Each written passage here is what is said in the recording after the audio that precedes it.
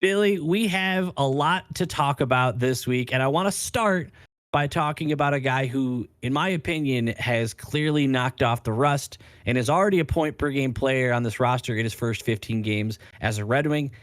Patrick Kane. Billy and folks at home, feel free to throw a comment down below on your thoughts on this.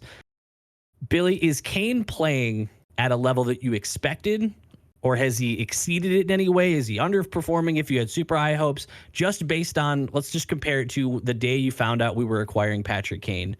Did you expect him to be, compare that to what we are getting from him today? He's exceeding it. When we talked about where we thought he could fit in, I thought high end would be a second line. I thought that he could have like a really big impact potentially on a third line because we didn't know much about the injury. So I was kind of setting myself to a hopeful place to not be disappointed. And I've been very happy with the Patrick Kane that we've gotten.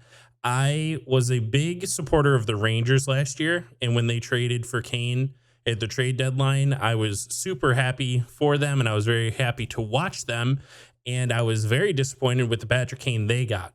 And it's very clear that he is not very wrong about how much that injury impacted the way that he likes to play. Speed has never been a big part of his game, but it looks like he's willing to control more of the game than he was in New York. And my unknowledgeable, unknown opinion of his injury or not literally just made it feel like it was him introducing himself to a new locker room, going to a new city, new team, and kind of like just pulling back, being like, I don't want to be the star of this team. I don't want to take all the headlines. I don't want this to all be about me. I just want this team to win. And I think we're still seeing that here in Detroit, but now he's got a much larger hand in Detroit than he did in New York. I'm with you. Expectations totally exceeded. I think we had very similar expectations. I think I expected, I would say they're very comparable. I would say I kind of was a little bit closer. I think I was a little more optimistic as I usually am, but I definitely didn't see him. I didn't see him still pulling out like we see flashes of an old Patrick Kane from time to time. And that's pretty cool. Like I was a little worried. You know, there's a part of me that thought this would really suck if he had like an early bump and he was injured again or something like that. But he has shown to be, when he touches the puck, when he's on the ice, there's a difference. And when he has the puck, he slows the game down. It's something we haven't seen in Detroit since Pwhl. There's nobody I've seen that truly, when he like the game adjusts to his speed when he has the puck. And I love that in the offensive zone. I love that he has been connecting well with both DeBrincat and Larkin. He's like, there's definitely been, if nothing else, a desire for the chemistry between the two, Kane and Cat, because they are looking, especially in those first few games, every time one of them would make a pass, like, oh, that's to Kane, or oh, that's to DeBrincat. They were looking for it early, but he's already looking at 6 goals, and unfortunately, shootout goals don't count toward that stat. But it is important to recognize that the only 2 times that we have gone to a shootout this year, Patrick Kane has put away the game winner in that shootout, and it's different when he's on your team. You know, you always watch him when he plays as Chicago, and he would play us in the shootout, and comes in at 75-80% speed and then cuts it down to 10% speed, like right at the dots, and you're like, oh no, stop, and it's in. And to have that on your side as a Wings fan, it's really fun. It's very fun to watch. So we've gotten to the point now where I feel like, hey, if you're going to take us to overtime, you better beat us in overtime, because Raymond has been really good in the shootout.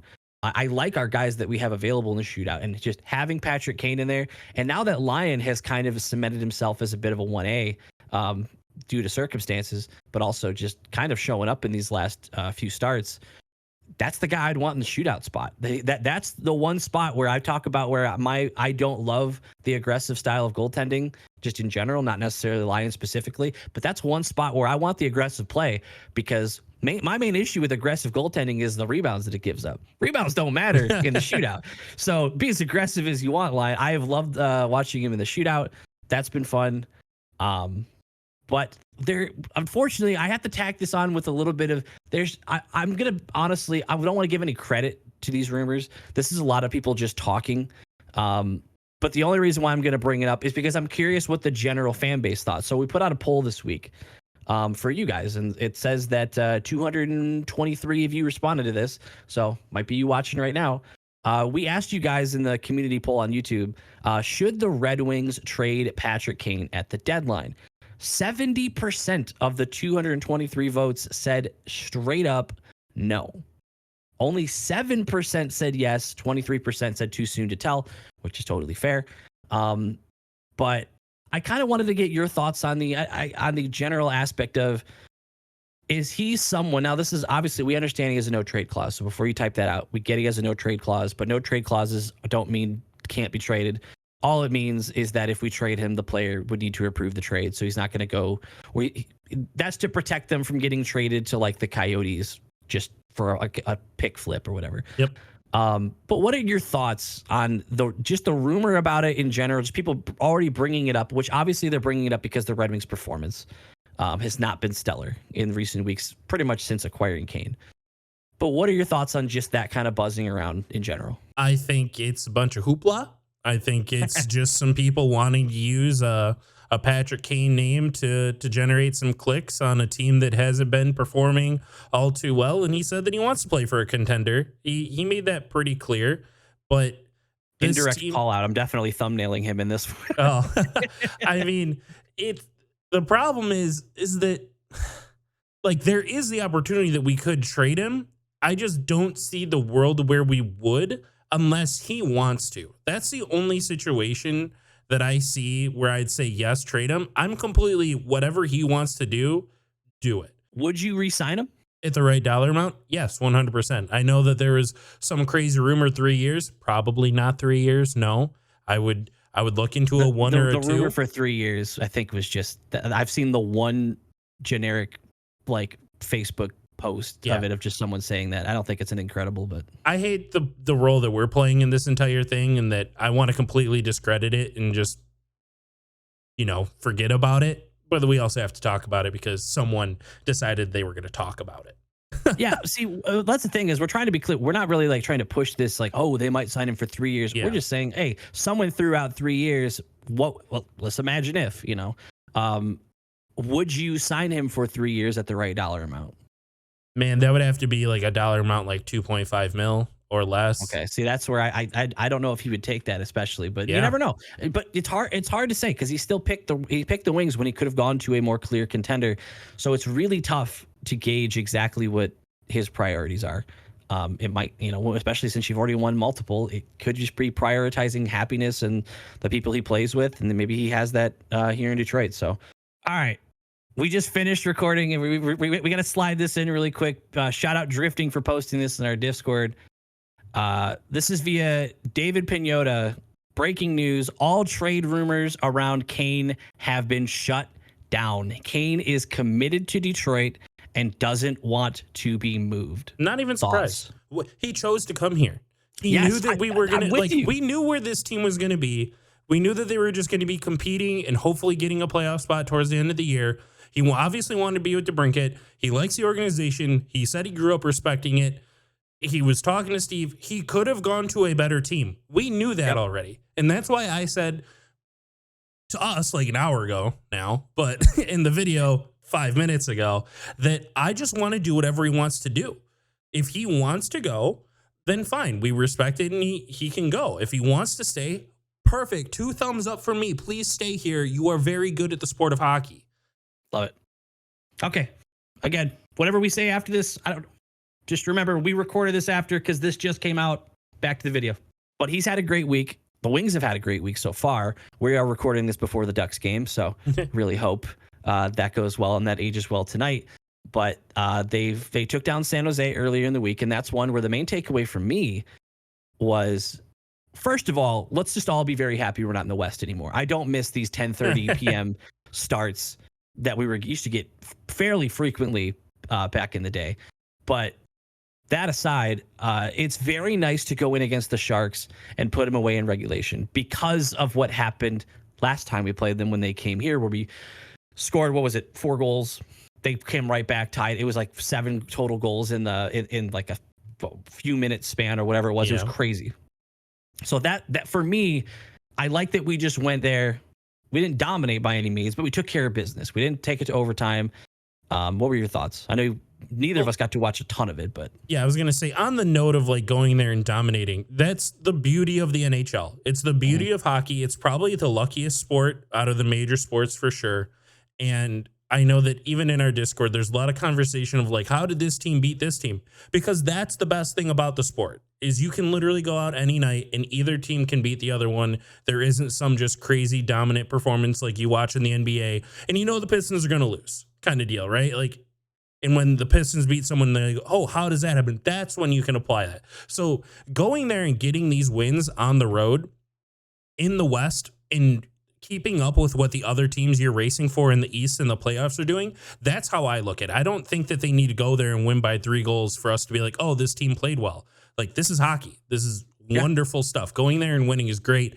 And I, unfortunately, cannot be an elite Red Wings fan to some of the people who watch our videos. And I can't stay up till 1 a.m. anymore watching those games. So I kind of get like an hour into the game and I got to turn it off and then watch the highlights the next day. My biggest pull from this game was Shout out YouTube channel A Wood for posting the yes. best Red Wings highlights, for showing more than just the goals, Yep. and that's it. Like, if you're ever gonna try to catch up on a Wings game you miss, go to A Wood's account. Also, and this plays into what I'm going to talk about. Very fair in how he like shows highlights for both teams to Mhm. show what's going well for each one. It's not just what goes well for the Red Wings. And it kind of felt like defensively, we were a bit lucky that the Sharks were the Sharks. I think there are about 3 or 4 moments in that highlight reel where it's just a shark and lion, and we're just fortunate that the puck just bounces the wrong way, or they just don't have a high enough skilled player to corral the puck and make a better chance out of the opportunity that they're given. And it's getting old. It's getting real old seeing how Mhm. defensively we can keep leaving this guy out to dry, and then you have to lean on Lyon to literally make a blade save. It's not even a toe save, okay, guys? It's even less than that. And the blade of his skate completely saves Oli Mata from looking like a complete fool defensively and giving Hoffman that breakaway and the one-handed goal. So whenever I hear from our fan base that our goalies don't make the saves that save games, that's it. Okay. I feel like it's a whole lot easier to see the ones they don't than the ones they do. In that game, I'm going to give it to Lyon.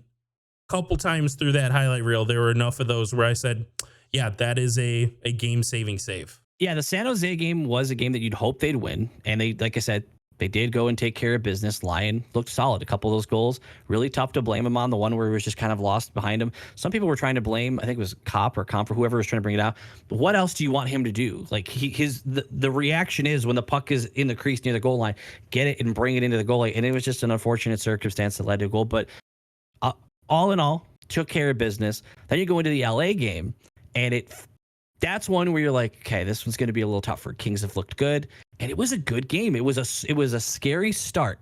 Anyone who, I guarantee you, at least one other person watching this, and it was probably not necessarily exactly to happen with Billy, but I guarantee you, somewhere like 10:30 game, let's give this a shot. Wings fall 2-0 early. I'm going to bed. And I guarantee a lot of people turned that game off, and the Wings stuck with it and played a much better game from that point forward.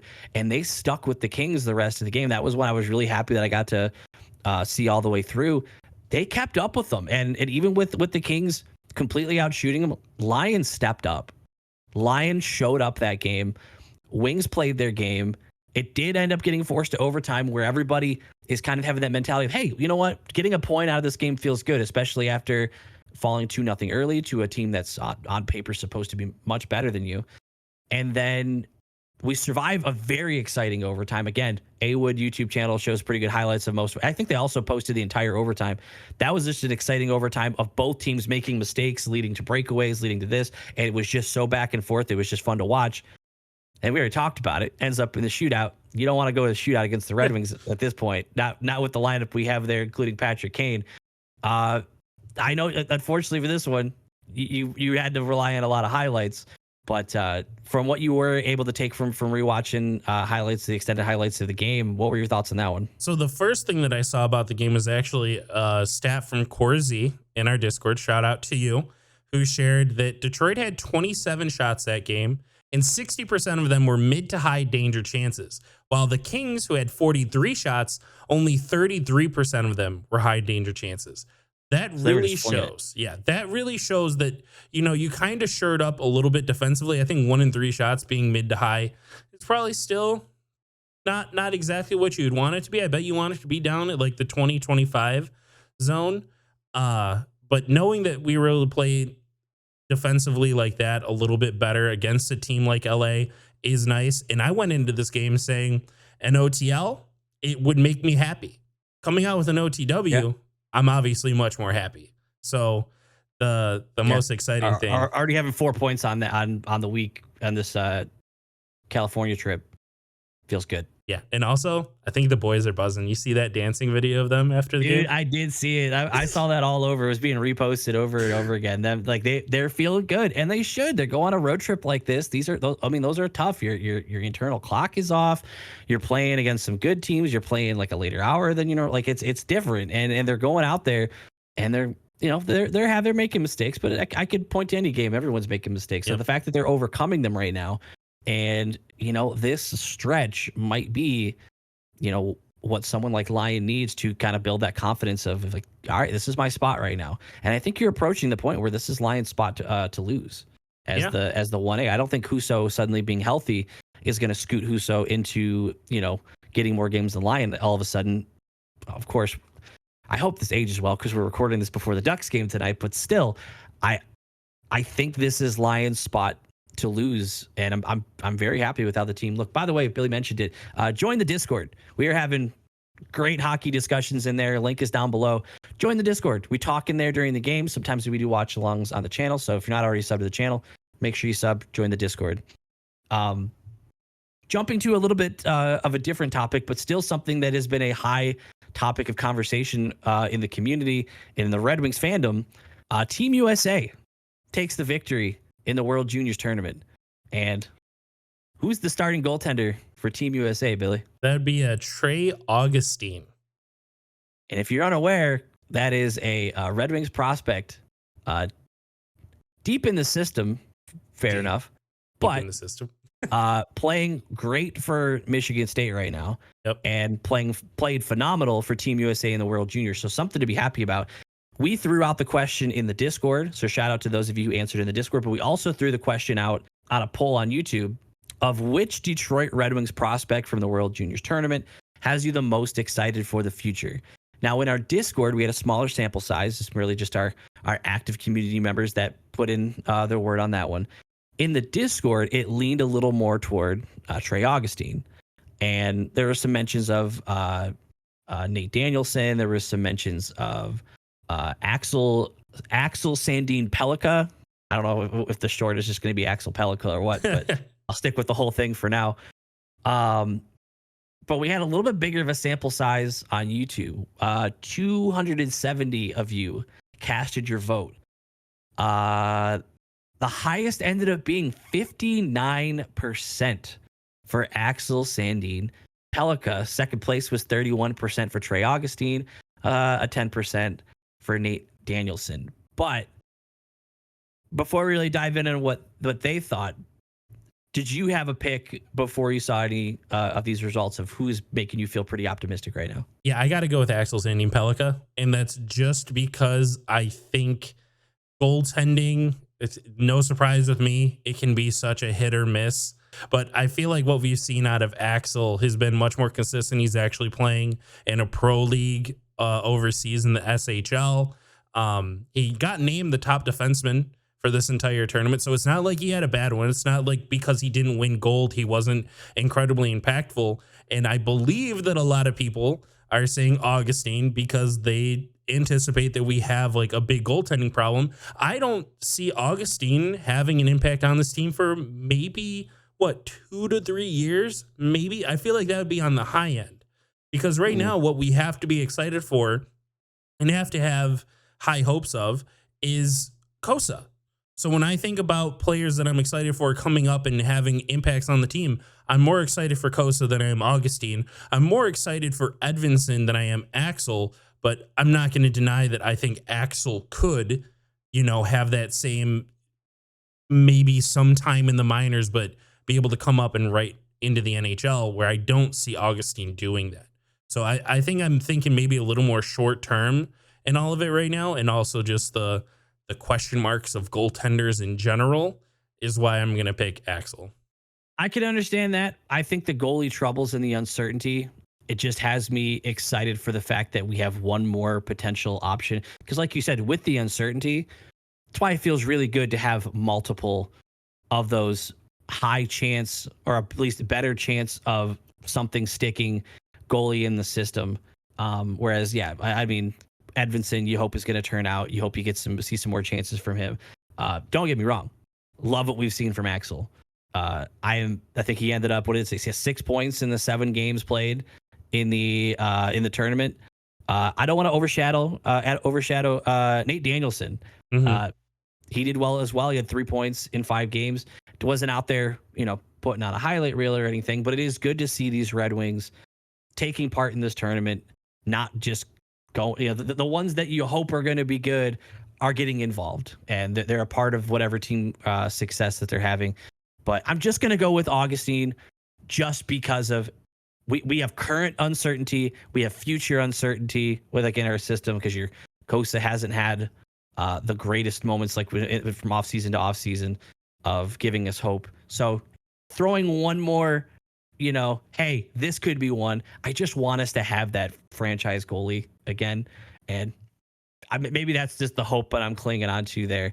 But let us know if you didn't answer in the poll, or if you did, back up what you said, jump down in the comments or join the Discord. Let us know which World Juniors performance stuck out to you the most. Shifting gears a little bit, a new hockey league has spawned. The PWHL, Professional Women's Hockey League, has popped up in the last week, and they have kicked off with some points of interest. And there's some rule changes that they've made to just hockey in general, rules that they've gone with that we can compare to the NHL. But in general, we want to talk about, like, your guys' thoughts on just the league in general, where you think that could go. But the rules that stood out, I think there's a handful of small ones, but the ones that really stuck out to me, there's the obvious one that everyone's talked about, the shorthanded goal rule, where if you score shorthanded, not only do you get the goal, but you end your penalty. So if you're on the power play and you give up a shorthanded goal, you lose your power play, which has already happened once in the league. I think Toronto got it in, like, their second or third game, where they scored shorthanded. I think it's happened multiple times. I looked today. I only saw one shorthanded goal in the league. Okay. I looked, like, right before we recorded. I could have swore I saw another one. Stats, man. Unless they're really late on their stats. What are your thoughts on that rule, just in general? I like it. I don't know if I want it in the NHL. I think that as a Red Wings fan, yeah, I think it's like a nice twist in something different, that if I'm going to watch a different league, that I could be entertained by it for sure. But I have no real hard opinion. Like, this isn't something that I would, like, go to bat for and be like, no, you can never bring it here. Yeah, it's just, do you like it or not? Like, is it? I like it, but I don't want it in the NHL. It's a really weird position. I don't have, like, a hard why for you. I would just rather it stay the same. And maybe that's just me being old at this point, of, like, that's the way we've always done it, so we're going to keep doing it this way. That might be your first sign of just, like, keep it the same. Yeah. That might just be coming with the. I like it. I like it because it gives the shorthanded team something to. It gives them a reason, especially late in the game, not to just sit and dump. Because I've always hated honestly, I've always hated that you don't get an icing for dumping the puck shorthanded. I don't understand it. I don't understand. You're supposed to be punished for being for taking a penalty. I don't understand why you're also being given a buff where you could, like, okay, but you can dump it, and don't worry about it. We won't call it. You're good. Like, that's like I've always thought that's a weird just thing to throw in for when you're supposed to be being punished for breaking the rules. So I like the idea of something tempting a team situationally to push for that goal. Because what you always think, you're late in the game and you're down by 2 or whatever, and you take a penalty. It's like, well, it's over because we are guaranteed to be shorthanded the rest of the game unless we give up a goal, and then we're losing it. But if you score a quick shorty, you got your player back. You're suddenly back in a position where you can pull your goalie. Your game's not over anymore.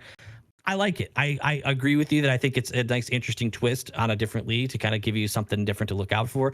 But I also just like the rule in general. The other major rule difference compared to the NHL, they do the 3-2-1 point system. And that's another one that I'm in favor. If you're not familiar with what that is, if you win in regulation, you get 3 points. If you win in overtime, you get 2 points. And if you lose in overtime, you get 1 point. So there is a bonus for trying to win in regulation. So it's a rule, it's a system that tries to entice you to not fall into both teams just playing overly safe at the end. Let's just secure the point and we'll play for the second one in overtime. You can get a whole nother point by taking that risk and going for it, putting people or putting teams in the position late in the year that may be fighting for a playoff spot.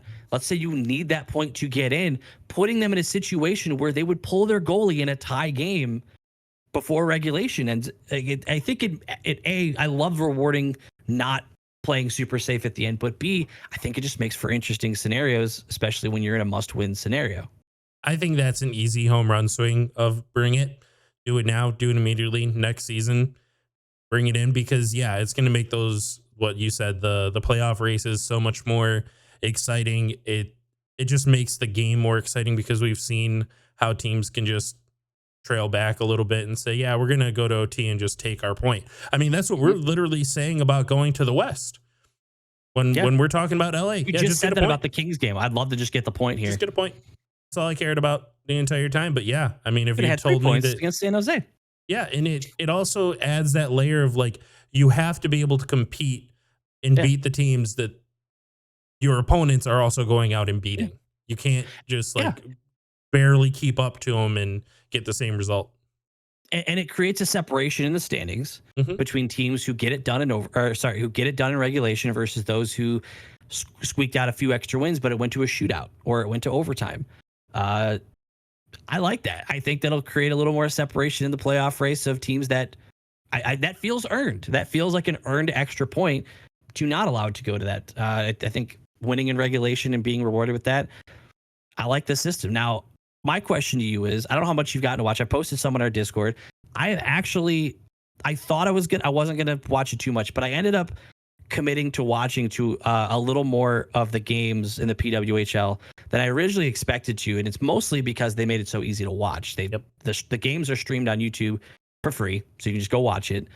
And the takeaway that I have a couple, and I have a take that I'll get into, but they're letting him hit, which in women's hockey is not normally something where you see a ton of that. Technically, checking is still against the rules. I looked into it today. I wanted to make sure I was at least informed on this, not just talking out of my rear here. It sounds like it's if you're using the boards to attack someone, they're going to call that. If it's an open ice, straight up hit, head on, they're looking to call that. The wording that they used on their website is if it's two players colliding in play of the puck, or if you're battling for the puck with the hit and it's not just a straight up level the person right as they got it or something like that. I like that they're allowing that a little bit more. I don't know exactly where it comes from or if it's just how it is for right now, that women's hockey usually against the full body checking, but I do like that this is a step in that direction. Have you noticed that as well, the physicality? Yes, I was surprised at the level that I did see of it. And then in the game between Montreal and Minnesota, I was very angry at one point at what they called, where it was a one-on-one and the forward tries to do a little toe drag through the legs of the defenseman, and the defenseman keeps her body with her and pushes her as she's doing the move, and the girl falls down, and they call it checking. What are you supposed to do as the defender? Yeah. Let the move happen? I didn't like that. I think there's got to be like a little more leeway in situations like that. If it already feels like they're kind of going very situational based on a number of variables in a scenario, right? It's going to happen a lot. It's going to be tough. I get it, but that's kind of the nature of the beast that they created, right? And in some of the scenarios, like that one specifically, I think that just needs to be legal. Like that one to me is like such a basic hockey play. There was no intent to injure. There was no real chance to injure versus some of the other hits that I do see not get called. And like that just being a very good defensive play really sucks because I believe they were down 2-0, maybe like 8 or 9 minutes to go in the game. And when that happens, you're like, oh, I mean, I stopped them on defense the way that, arguably Yep. you should be able to. And now I just wasted 25% of our remaining time and possibly putting them up 3-0 all at the same time because I did what you should be able to do in hockey versus, I've seen some hits towards the boards and everything. I'm like, oh, wow, I'm surprised with what I know about their rules with hitting that wasn't called. Yeah, I'm with you that these situations are going to happen because they're trying not to be overly strict on it because they have to be fully aware that they're trying to attract a market that unfortunately is going to be resistant or they're going to find reasons to nitpick the league. And I can appreciate that they are allowing more of a physicality than I would have expected. I was seeing hits promoted by the league in clips on whether it be TikTok or YouTube. So I like that they're trying to do that. So props to the refs who, wherever they're coming from, immediately trying to take on a very tough to make judgment call at full speed. And it has resulted in some entertaining hockey. Now, the elephant in the room that I'm going to point out is that there is a clear skill gap between some of the players in the league and some of the other ones. And I think that's something you just have to expect. And my take on, I've had a couple conversations about this in the last week, and I don't think you can discredit the league on any sort of a skill gap. And I'll tell you exactly why. And I feel pretty strongly on this. I feel like it makes a ton of sense, and I would love your thoughts on it. I feel like a league like the PWHL, you could even say like the WNBA. A lot of people look at the women's sports and they're going to compare it to their counterparts. They're going to compare it to the NHL. They're going to compare the WNBA to the NBA. And the reason I think that's wrong is because I feel like with these leagues starting very recently, NBA or WNBA having a little more of a history, but Morse talking about, I'm more invested in hockey. I can't say I watch much basketball in general, so I won't bring that up too much. But when it comes to hockey, with the professional women's league starting literally right now, this league is in a position that you can compare like I don't know, like a Larry Bird, Michael Jordan, or Barry Bonds, Mark McGuire, Babe Ruth, playing against plumbers, playing against people who are working. You're at a point in your league where the league is so new that you don't have a ton of, in this case, you don't have a ton of women who have dedicated their lives with a goal to make it to this league. The longer this league lasts and the more support it receives and the more that it gets shown that this is a viable career option and they can make this a goal in life, it's going to take a while. That's just how life and time, that's how time works here and generations work. But it's going to take a while. But if you really think about it, you might be looking at a situation where this is a mass over exaggeration, but you may be looking at it of like a Hillary Knight or a Sarah Nurse who is clearly, you can see they are better than a lot of players they're going against. That's your Babe Ruth situation. That's your Wayne Gretzky situation where a lot of the guys they're playing against, when the season's over, they're going to work Monday. The whole offseason, they're working their other job. This is not their whole life. And so if you take it, this could take 15, 20, 30 years, dude, of this league getting support, it growing. That skill level's going to rise just like the men's sports did. If you look back, and people love to laugh at old clips of the NBA and old clips of the NHL. Wow, I could have made it in that league. That's the point. These weren't mega $1 million deals back then. Gordie Howe wasn't able to buy a bunch of mansions for how much. He's one of the greatest ever. Like, a lot of the money that they made is from later in their career and their legacy that they left. They weren't out there signing mega million deals. So I encourage you, anyone to give, it's free to watch. It's on YouTube. Give it a shot. And before you jump in with any sort of a criticism, hopefully take what I just said into consideration, that if this goes well, how cool would it be if, your daughter someday or your granddaughter someday can look and see the PWHL as a viable career. Like, I want to play hockey. Because before it was what? You play college, maybe. And then your goal after that is to play like in the Olympics or something every 4 years. So like there's not that generational and lifelong dream of playing pro hockey as a woman in the sport. So I'm feeling fairly optimistic. I've enjoyed watching the games. I'm not going to act like there's not some clear skill gaps on the ice, but it kind of makes some of those players that, like, I didn't think I'd recognize some of the names, but because I get invested during the the Olympics, I'm like, oh, I remember that name, or oh, I remember her. Oh, Yep. she was on the cover of NHL. Like, I remember her. So it's kind of cool. They're doing a pretty good. Thanks. I mean, shout out social media for making it so easy to make some of these names get a little. I mean, I know who Caitlin Clark is because of TikTok. And I don't watch any basketball, but I can tell you she's going first overall in the WNBA draft because that's the one I see all the highlights for. I know I went on for a second, but what is your thought on that take of like the PWHL needing to give that skill gap the leeway it deserves, because that is where the NHL was. If you want to go back 60, 70, 100 years, baseball, basketball, you go back to their origins, it's the same skill gap situation. Yeah, I mean, I think you hit it right on the head. There isn't much more new conversation I can bring to it other than, yeah, the more that you're able to make this a viable career, the more that you're able to pay these people, these women, to be able to play the sport and not have to go work another job afterwards or over the summer or anything like that, the better. Full-time train. Like, yeah, sorry, I didn't mean to cut you off, but yeah, like for them not to have to work that job and they train all summer, then it doesn't have to be a generational change. These players can get better right now, in those off seasons and put out a better product. Yep. The more that you can make it a reality for someone to grow into that career, the more likely it is to grow. I mean, just to take it off a tangent into another realm of the world, YouTubers. No one was a YouTuber 15 years ago, really? Yeah. 16 years ago. And then suddenly you started being able to say like, hey, you're generating enough, eyes. That's all making money is in entertainment is generating the eyeballs. Just get people to watch what you're doing.